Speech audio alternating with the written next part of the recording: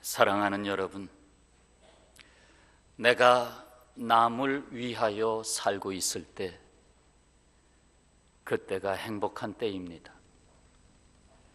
하나님은 우리를 향해서 이렇게 부르십니다. 나의 봉사자들이요 하고 말입니다.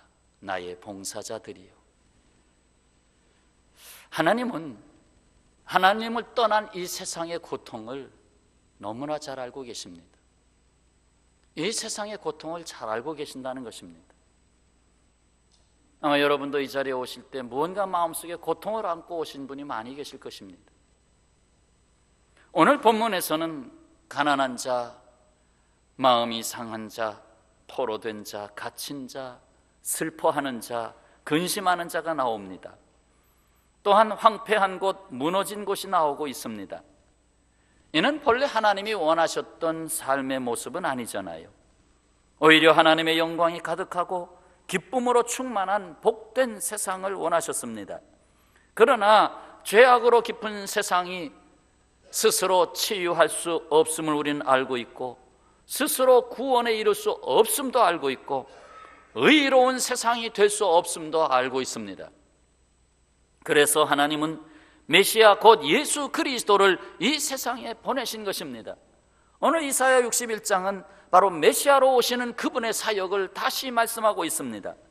1절에 주 여호와의 영이 내게 내리셨으니, 내게라고 하는 건 메시아 예수님을 말합니다. 이는 여호와께서 내게 곧 예수 그리스도에게 기름을 부으사 가난한 자에게 아름다운 소식을 전하게 하려 하심이라. 나를 보내사 마음이 상한 자를 고치며 또 포로된 자에게 자유를, 갇힌 자에게 노임을 선포하고 은혜의 해 곧 희년을 선포하고 슬픈 자에게 화관을 대신 주고, 결국 그들이 3절 끝부분에 그들이 의의 나무 곧 여호와께서 심으신 그 영광을 나타낼 자라 일컬음을 받게 하려 하심이라 하셨습니다. 이 말씀은, 여기 메시아로 표현된 이 말씀은 결국 이사야 11장 1절 2절에서도 그것을 분명히 해주었습니다. 이새의 줄기에서 한 싹이 나며, 곧 예수 그리스도를 말하지요. 그 뿌리에서 한 가지가 나서 결실할 것이요, 그 위에 여호와의 영 곧 성령 곧 지혜와 총명의 영이요 모략과 재능의 영이요 지식과 여호와를 경외하는 영이 강림하시리니 하면서 예수께서 성령의 임하심을 받고 공생애로 출발하는 그 장면을 미리 이사야서에서 말씀하고 있습니다. 예수께서도 당신에 대하여 이 말씀을 인용하셨습니다. 그 말씀이 누가복음 4장 17절에서 잘 나오고 있습니다. 선지자 이사야의 글을 드리거늘 책을 펴서 이렇게 기록된 데를 찾으시니 곧 주의 성령이 내게 임하셨으니 이는 가난한 자에게 복음을 전하게 하시려고 내게 기름을 부으시고 나를 보내사 포로된 자에게 자유를, 눈먼 자에게 다시 보게 함을 전파하여 눌린 자를 자유롭게 하고 주의 은혜의 해를 전파하게 하려 하심이라 하였더라 하는 말씀을 당신에게 주신 말씀으로 펴서 읽으셨습니다. 예수께서는 바로 이와 같은 이들, 누굽니까? 앞에 말씀하신 가난한 자, 마음이 상한 자, 포로된 자, 갇힌 자, 슬퍼하는 자, 눌린 자, 이와 같은 자들이 메시아 예수님을 영접하게 될 것을 말씀하고 있습니다. 자칭 부족한 것이 없다고 말하는 자는 가난한 자의 모습으로 오신 예수 그리스도를 영접할 수 없었습니다. 나는 자유인이다라고 말하는 자가 자유를 주시기 위하여 십자가에 못 박히신 예수님을 영접할 수가 없었습니다. 나는 나의 힘으로 살아갈 수 있다고 말하는 자는 우리를 대신해서 십자가를 지신 예수님을 영접할 수가 없었습니다. 오히려 심령이 가난한 자가, 상처를 당한 자가 예수님을 영접하여 하나님이 쓰시는 의의 나무, 영광의 일꾼이 되게 하셨다는 말씀입니다. 참으로 역전의 삶이 아닐 수 없습니다. 슬퍼하는 자에게 화관을 주시고, 제 대신에 기쁨의 기름을 발라주시고, 슬픔 대신에 찬송을 주시는 역전의 삶입니다. 그들이 오히려 의의 나무가 돼서 하나님의 영광을 나타내게 됐다는 것입니다. 바로 우리에게 그 영광을 주신 것입니다. 이미 영광에 대한 말씀은 지난 시간에서도 매우 강조해 드렸습니다. 여기에 더욱 놀라운 신분을 부여하셨습니다. 너희는 여호와의 제사장이라. 너희는 하나님의 봉사자라. 너희는 하나님의 봉사자라. 자, 6절 7절 말씀 성경책으로 한번 같이 읽겠습니다. 6절 7절. 오직 너희는 여호와의 제사장이라 일컬음을 받을 것이라. 사람들이 너희를 우리 하나님의 봉사자라 할 것이며 너희가 이방 나라들의 재물을 먹으며 그들의 영광을 얻어 자랑할 것이니라. 너희가 수치 대신에 보상을 배나 얻으며 능욕 대신에 몫으로 말미암아 즐거워할 것이라. 그리하여 그들의 땅에서 갑절이나 얻고 영원한 기쁨이 있으리라. 아멘. 이 같은 말씀, 너희는 여호와의 제사장이라, 이 같은 말씀은 이미 오래전에 이스라엘 민족에게 주었습니다. 어디에? 출애굽기 19장 6절에 기록됩니다. 그러니까 십계명을 받기 직전에 나온 말씀이죠. 너희가 내게 대하여 제사장 나라가 되며 거룩한 백성이 되리라. 너는 이 말을 이스라엘 자손에게 전할지니라 하였습니다. 제사장 나라가 되리라.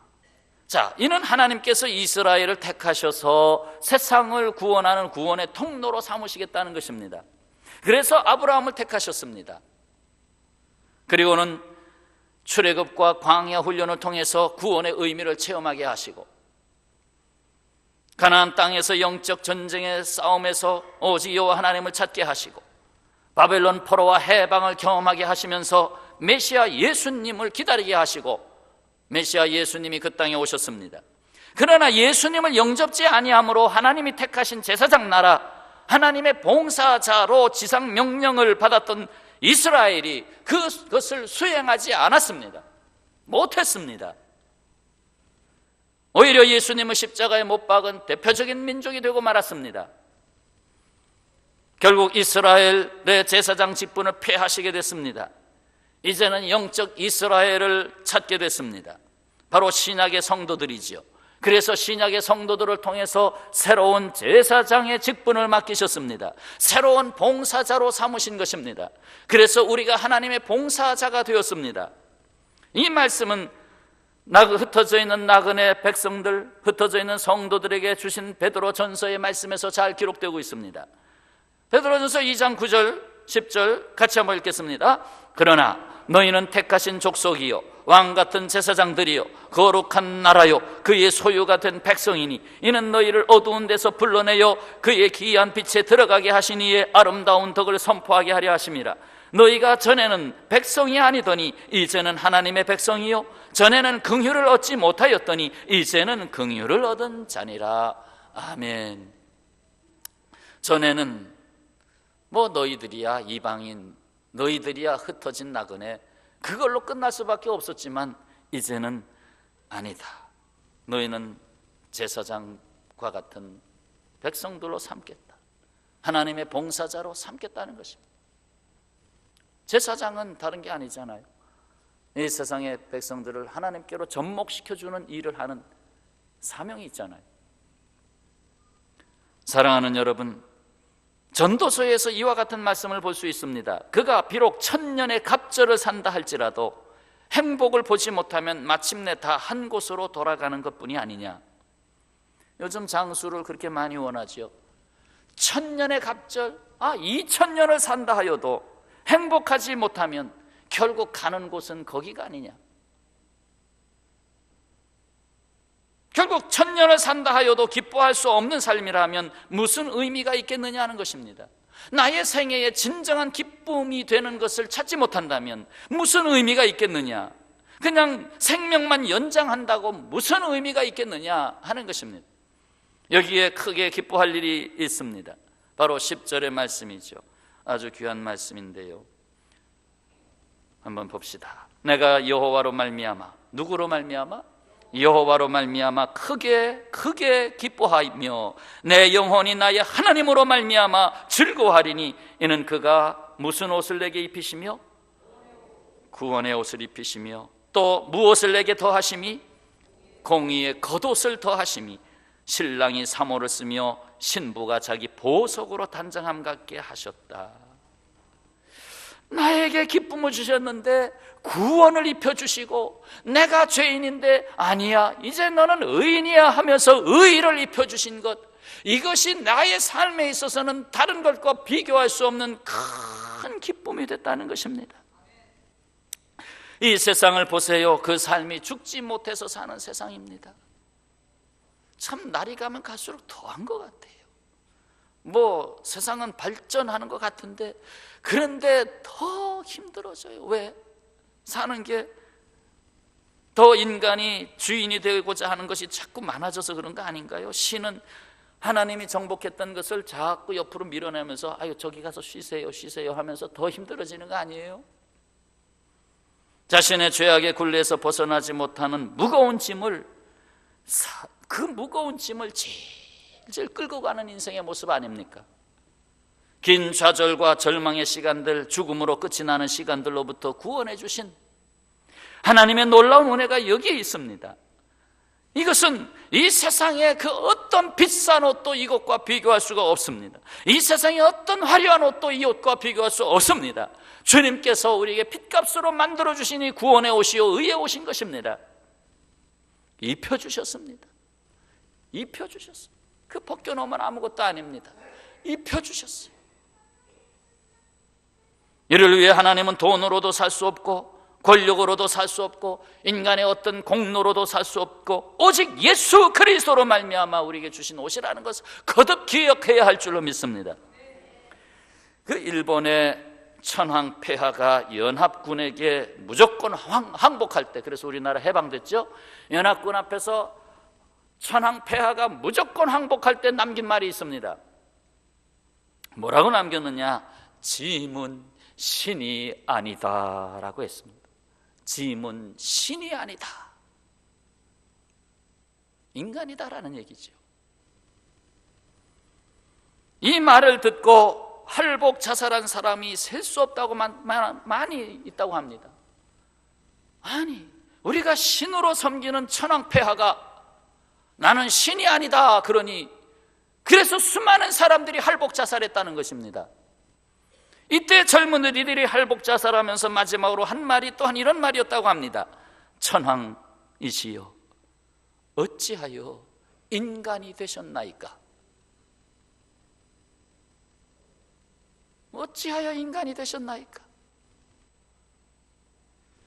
그들은 인간이 된 천황 때문에 통곡하고 죽었습니다. 그러나 우리들은 우리를 구원하시기 위해서 신이 인간이 된 성육신 하나님의 천상의 보좌를 비우시고 죄로 물든 이 세상에 인간의 몸으로 입고 오신 예수 그리스도를 찬양합니다. 예수 그리스도로 말미암아 우리는 도리어 구원을 받았습니다.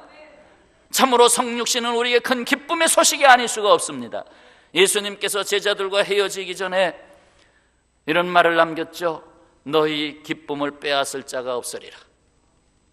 너희 기쁨을 빼앗을 자가 없으리라.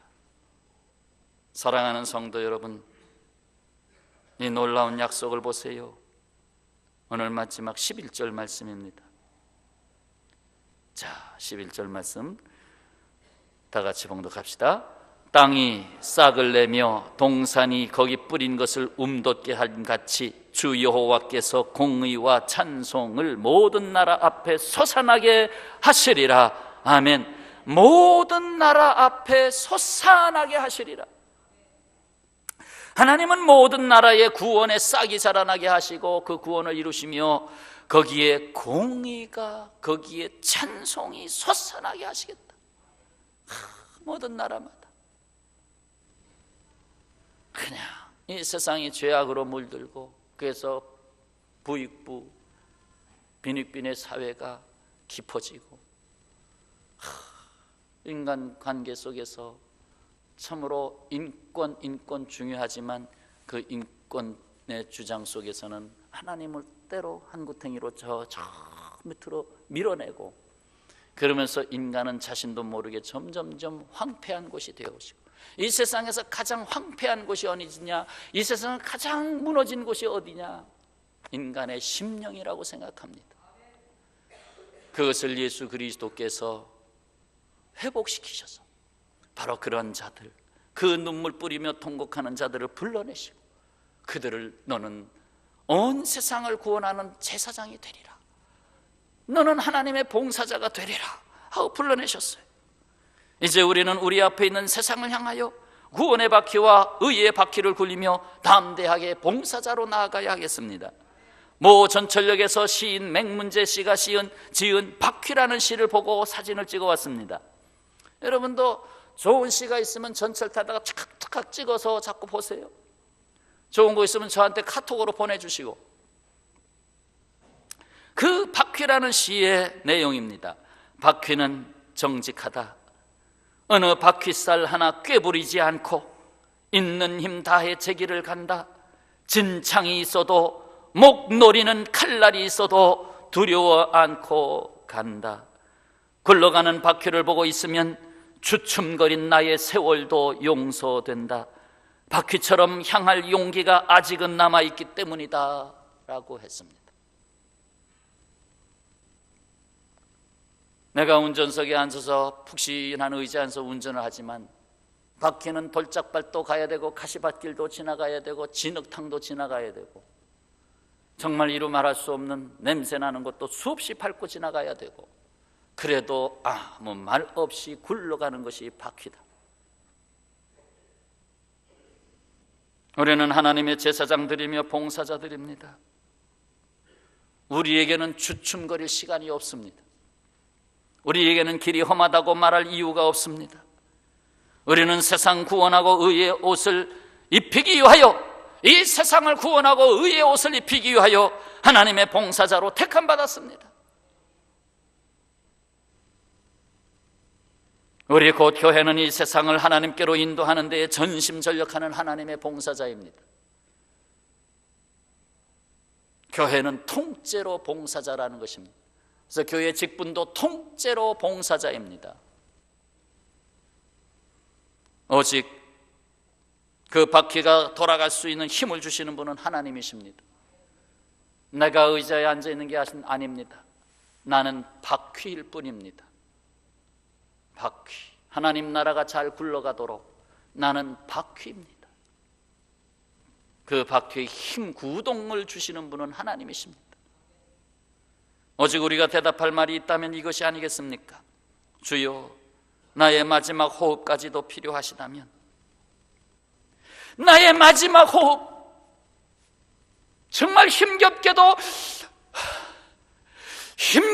남아있는 마지막 호흡까지 다 모아서 주님 필요하시다면 이것 드리겠나이다. 그래서 이 마지막 호흡을 담은 찬송이 있어서 그 찬송을 어제 참으로 오랫동안 밤늦게 11시간 넘도록 계속 그 찬송을 듣다가 오늘 말씀의 마지막으로 그 말씀의 마지막을 이 찬송으로 들려드리면서 그 찬송에 우리의 고백을 함께 담아야 되겠다 생각했습니다. 아침에는 동영상으로 보여드렸지만 2부 예배 때는 실황으로 하겠습니다. 그래서 우리 신선미 자매가 나와서 하나님의 은혜를 찬양할 때 가사를 함께 담으시면서 주님 생각 많이 하시기를 바랍니다.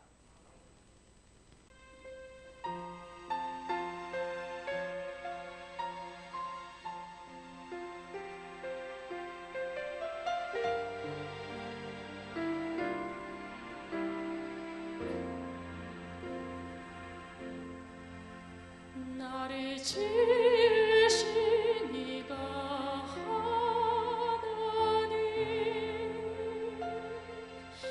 나를 부르신 이가 하나님, 나를 보내신 이도 하나님,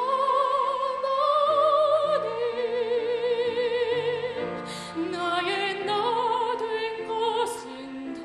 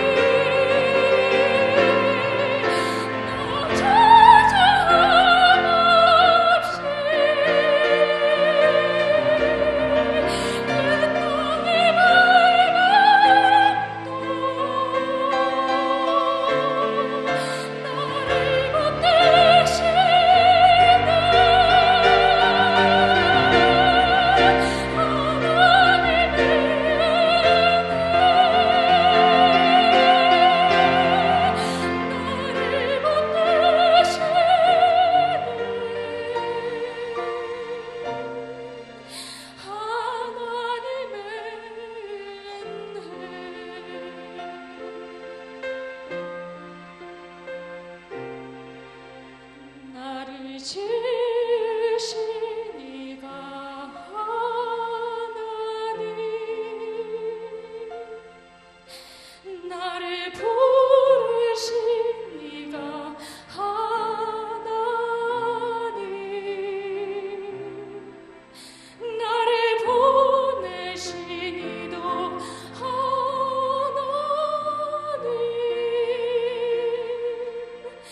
나의 나 된 것은 다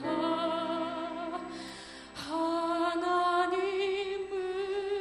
은혜라.